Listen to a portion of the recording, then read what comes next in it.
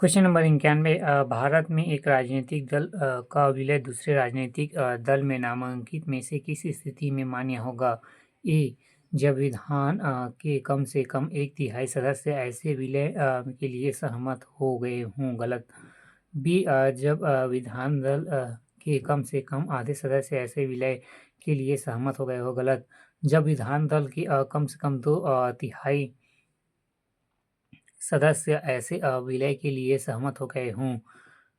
D, सी इसका answer है। D, इसका विधान दल के कम से कम 3/4 सदस्य ऐसे विलय के लिए सहमत हो गए हो। गलत। व्याख्या। भारत में दल बदल कानून को 52वें संविधान संशोधन अधिनियम 1985 या 10वीं अनुसूची में अधिनियमित किया है। इस कानून में कुछ ऐसे परिस्थितियों का उल्लेख किया गया है जो अपवाद स्वरूप है। कानून के तहत यदि किसी राजनीतिक दल के 2/3 विधायक विलय के पक्ष में हो तो इस दल बदल न मानकर राजनीतिक दल में विलय हो जाएगा कहा जाएगा। व्याख्या।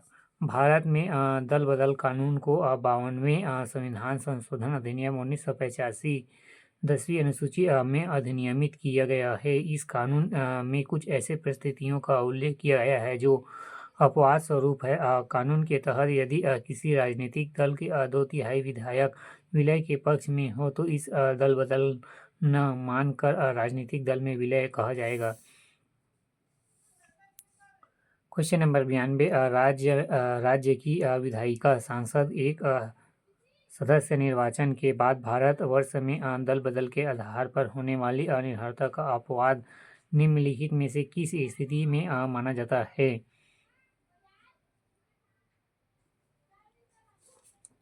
ए, यदि राज्य की विधायिका संसद के किसी सदन का अध्ययन या उपाध्यक्ष निर्वाचन हो जाने पर वह स्वेच्छा से मूल राजनीतिक दल की सदस्यता छोड़ देता है तो सही। बी, यदि ऐसे पद पर न रह जाने के पश्चात वह राजनीतिक दल में पुनः सम्मिलित हो तो सही। व्याख्या। दल परिवर्तन के आधार पर अयोग्य निम्न दो मामलों में लागू नहीं होती है। क, यदि कोई सदस्य दल में टूट के कारण अपने दल से बाहर हो गया हो। ख, यदि कोई सदस्य या पीठासीन अधिकारी चुने जाने पर अपने दल की सदस्यता से स्वैच्छिक रूप से बाहर चला जाता है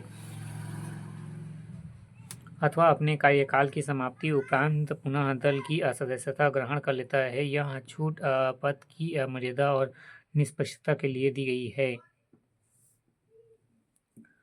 क्वेश्चन नंबर 92। राज्य की विधायिका संसद का एक सदस्य निर्वाचन के बाद भारतवर्ष में दल बदल के आधार पर होने वाली निर्भरता का अपवाद निम्नलिखित में से किस स्थिति में माना जाता है? ए, यदि राज्य की विधायिका या संसद की किसी सदन अध्यक्ष या उपाध्यक्ष निर्वाचन हो जाने पर वह स्वेच्छा से मूल राजनीतिक दल के सदस्यता छोड़ देता है। बी, यदि ऐसे पद पर न रह जाने के पश्चात वह राजनीतिक दल में पुनः सम्मिलित हो जाता है। ए और बी दोनों। व्याख्या। दल परिवर्तन के आधार पर अयोग्य निम्न दो मामलों में लागू नहीं। क, यदि कोई सदस्य दल में टूट के कारण अपने दल से बाहर हो गया हो। ख, यदि कोई सदस्य या पीठासीन अधिकारी चुने जाने पर अपनी दल की सदस्यता से स्वैच्छिक रूप से बाहर चला जाता हो अथवा अपने कार्यकाल की समाप्ति उपरांत पुनः दल की सदस्यता ग्रहण कर लेता है यदि पद में मर्यादा और निष्पक्षता के लिए दी गई है।